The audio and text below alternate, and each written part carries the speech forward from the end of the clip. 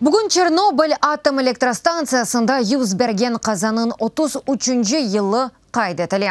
1986 сенесі апрель 26-сында 4-ші энергоблокында патлав олды. Блокта патлав ақыбетлеріні ве янгынны бір қач афтадан сон сондырдылар. Патлавдан сон радиоактив думан пейда олды. Отек земаневей Украина, Беларусия ве Русия топрақларыны дегіл, бірчоқ Авропа мемлекетінің топрақларыны қаплап алды. Нуклеер әдеселерінің халықара шкаласына көре бұл қаза 7-ші дереже төліке оларақ тәсниф етілді. Яны кемер құруджылығы 2012 сенесі апрель айында башлаған еді.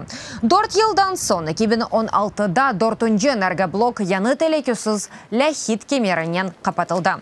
Яны кемер 100 елға же етмек керек 2 миллиард евро тұрған проектны 40-қа яқын девлет дестекледі.